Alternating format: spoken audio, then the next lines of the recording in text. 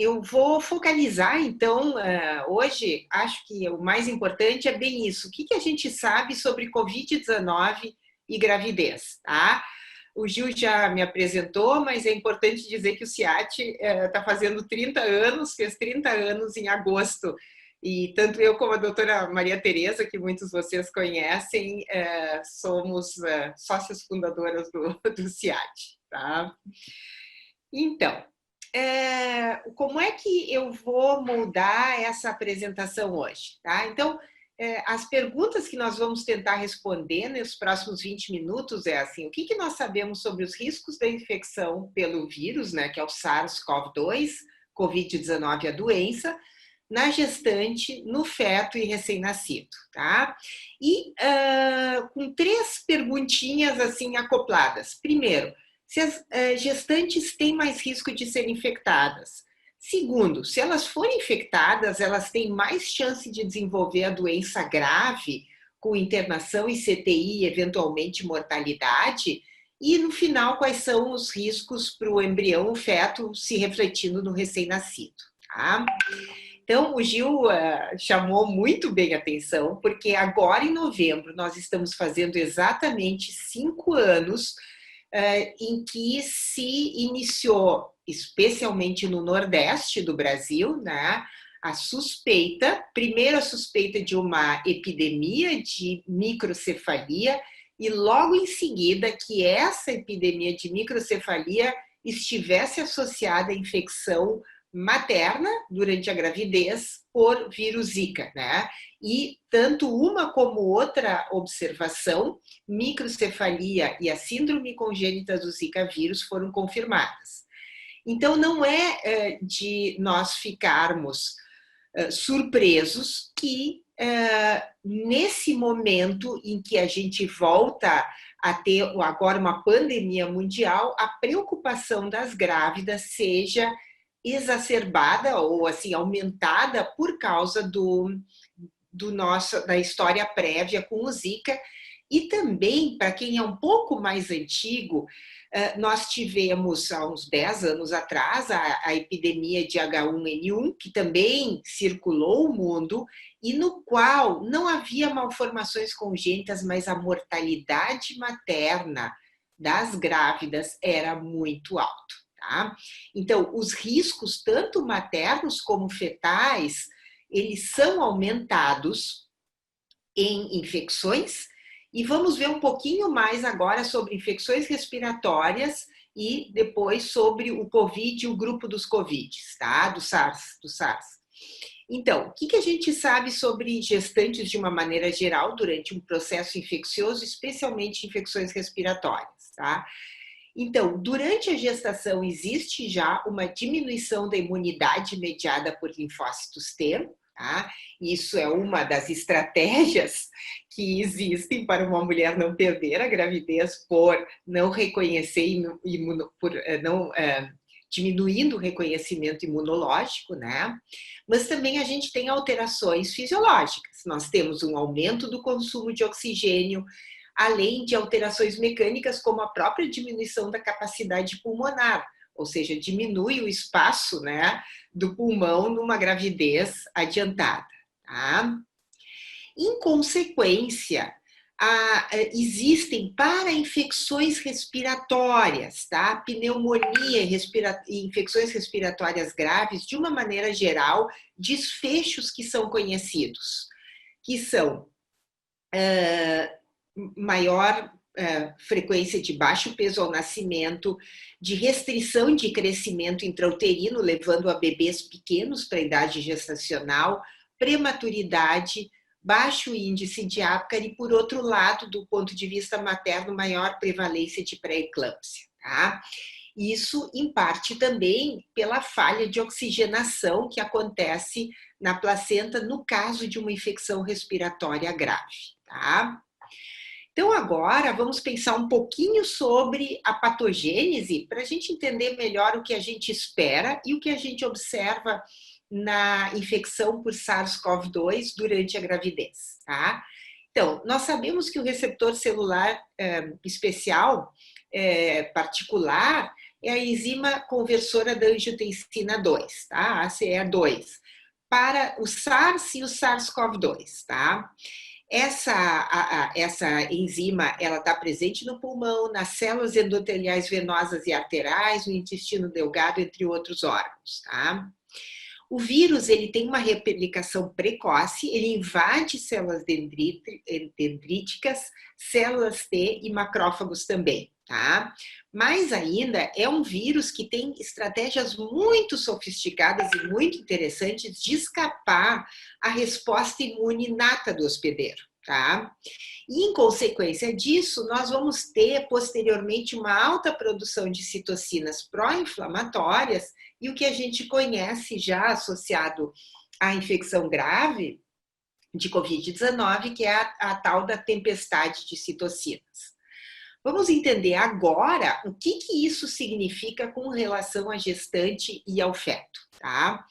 Então, o que nós temos até a chegada do SARS-CoV-2, tá? Experiência, então, que nem eu falei para vocês, com H1N1, SARS, né? E o MERS, que são vírus cognatos do Covid-19 e que levavam a uma indicação de um risco grande para gestantes, onde se observava com certeza maior mortalidade materna, maior morbidade materna, tá? Agora, é interessante que no Covid-19, esses efeitos adversos ainda são objeto de uma grande discussão, tá?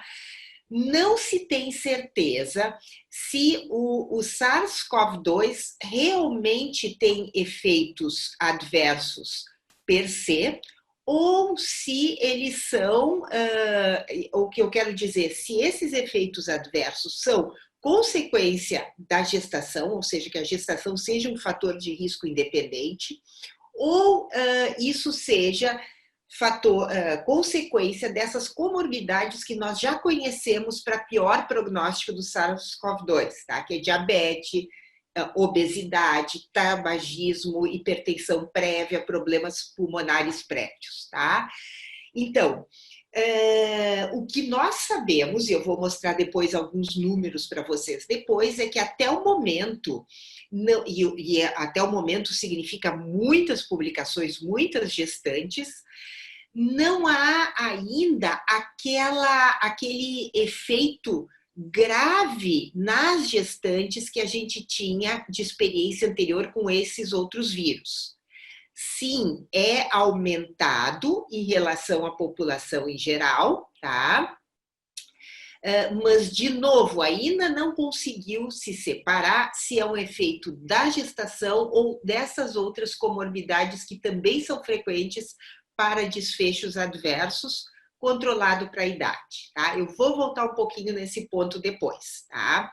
Mas a gente sabe que a maioria das gestantes com Covid-19 vão ter sintomas leves, tá? E a prevalência de internação em CTI é de 8 a 11% das gestantes sintomáticas, tá? Então, é maior do que as não gestantes, mas não é muito diferente, até um pouco menor, quando a gente controla para as comorbidades, tá? A outra questão é a mortalidade na gravidez, tá? E aí nós temos números muito variados. No Brasil, ela é a mais alta registrada no mundo, tá? Nos países que estão registrando bem, tá? Então, a mortalidade materna por Covid-19, em casos de Covid-19, é mais alta que nos países da Europa, nos Estados Unidos e mesmo na América Latina. Por outro lado, um estudo recente do CDC não mostrou diferença na mortalidade materna na gravidez, tá? Então, numa análise de 913 gestantes, tá? Desculpa, de 513 gestantes, eles tiveram apenas uma morte materna com Covid-19 e uma morte em 400 mulheres não grávidas também com Covid em geral, tá? Então, eram 913 mulheres com Covid, 513 grávidas, 400 não grávidas, e não houve diferença na mortalidade materna associada à gestação. Tá? Então, aumento de mortalidade de uma maneira geral, mas não associada à gestação. Tá? Agora, quando eles começaram a trabalhar mais esses dados com mais detalhe, tá? Se observou que a mortalidade era maior em gestantes hispânicas e negras. Isso aconteceu tanto nesses dados do CDC, como num dado do Reino Unido, que trabalhou apenas com gestantes e mostrou essa diferença de risco. Estudos naquele momento mostravam que os preditores maiores relacionados à ancestralidade não pareciam ser os fatores genéticos, mas sim outras covariáveis, tá? Que incluíam fatores socioeconômicos, acesso à saúde de uma maneira geral. Ou seja, o que estava refletido ali era uma menor atenção, um menor cuidado e também maiores fatores de risco nessas pessoas, quais sejam alterações de nutrição, que entra também a obesidade, hipertensão, que também é mais prevalente em populações de ancestralidade africana, e outras assim, tá? E vejam que a outra questão importante quando a gente vai pensar no Brasil, a mortalidade materna na gestação aí já era bastante alta no Brasil antes da pandemia. Então, mortalidade na gravidez no Brasil é um índice alto e parece ter sido fortalecido, potencializado pela pandemia, tá? Agora, a nossa terceira questão aqui, ó, placenta e transmissão vertical, tá? Então, a transmissão vertical, ou seja, da mãe para o feto pela placenta, também ainda é objeto de debate, tá? Se ela existir, parece ser inferior a 5%, e ela está limitada à descrição de alguns casos. Em alguns casos que foram descritos, tá, não se conseguiu eliminar a probabilidade que a infecção tenha sido, né, contrair a infecção tenha sido um episódio perinatal, no momento do parto ou logo depois, tá? Existem sim alguns casos em que este fator foi eliminado, então há casos confirmados de transmissão vertical, mas eles são até o momento bastante raros, tá? Vejam que a placenta tem aqueles receptores que eu falei para vocês no início, né?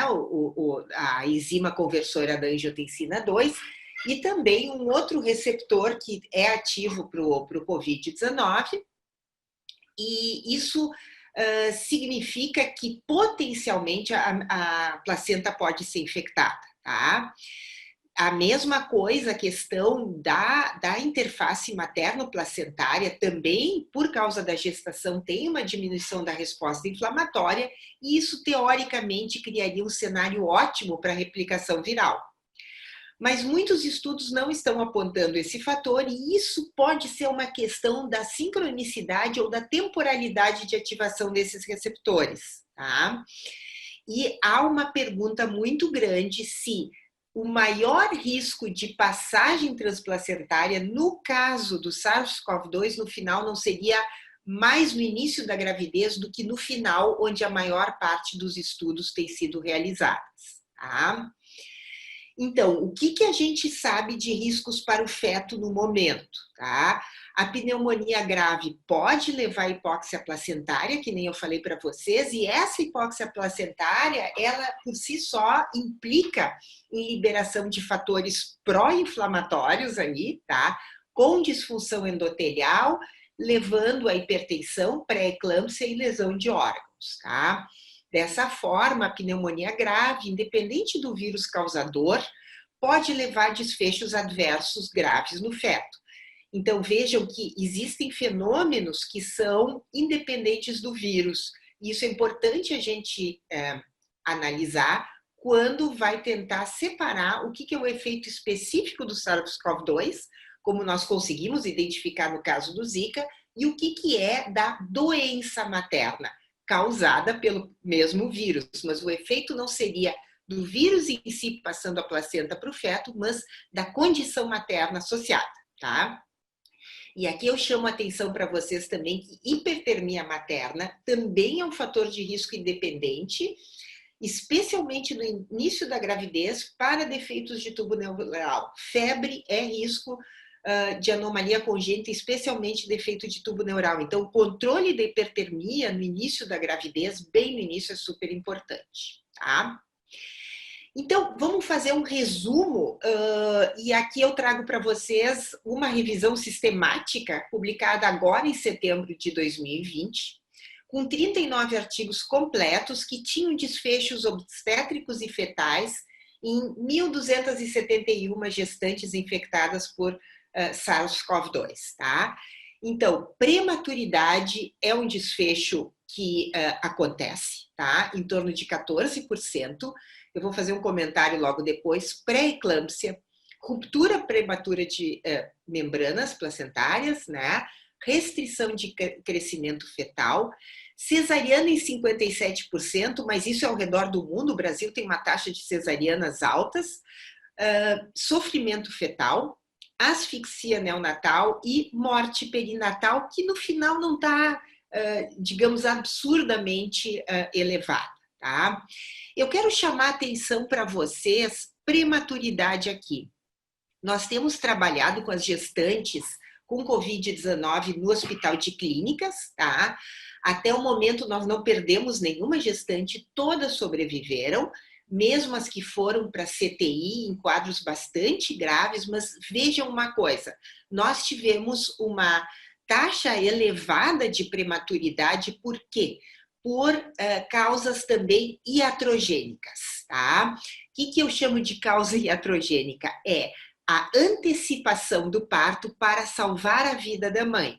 Então, vocês vejam que a gravidez é um momento de estresse materno e o Covid, a infecção pelo Covid gera uma situação pulmonar em que a gente não pode, desde a coisa mais simples, não pode fazer aquela manobra de pronação e às vezes mesmo a intubação, ela não é suficiente para ter uma complacência pulmonar suficiente, tá? Além da sobrecarga cardíaca de fluido e toda essa questão que eu mostrei para vocês de alteração metabólica que pode acontecer, levando à pré-eclâmpsia materna. Então, em várias situações, o que aconteceu é que nós como eu falo, a equipe, né, chega a interrupção precoce da gestação com partos prematuros ou mesmo extremamente prematuros. Para nossa felicidade também, até agora, nenhum dos nossos bebezinhos que nasceram, alguns com sofrimento fetal, com asfixia neonatal, os prematuros, né? Nenhum deles até agora faleceu, tá?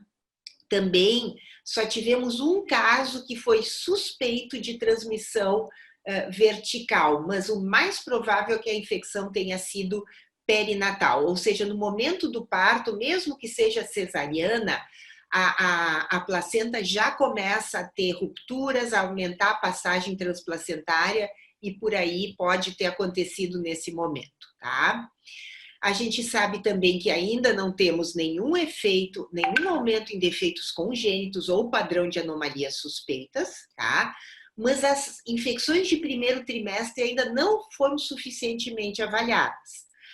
Por outro lado, também eu não quero assustar vocês, porque agora, setembro, é o momento que as primeiras crianças, ou digamos, a termo, estão nascendo, com infecções que aconteceram no início da gravidez, mas também outras medidas de ultrassom pré-natal que poderiam evidenciar anomalias maiores até agora não levantam nenhum alarme, tá? A mesma coisa, aqueles outros vírus parecidos, o SARS e o MERS, e o H1N1, nenhum deles causava padrão de anomalias. Isso parece se confirmar também para o Covid, tá? E a outra coisa importante, o SARS-CoV-2 não passa para o leite, tá? Então, aqui é o site do CIAT, tá? Que se chama gravidezsegura.org. A gente tem várias informações aqui, em que a gente vai atualizando. O número de publicações que sai a cada momento é muito grande, então o que eu falo para vocês são notícias provisórias, por assim dizer. Tem maneiras para profissionais de saúde de fazer a consulta online ou mesmo pelo nosso e-mail, vai aparecer ali depois, se quiser alguma dúvida maior. E com isso, então, eu agradeço e com isso encerro aqui minha apresentação.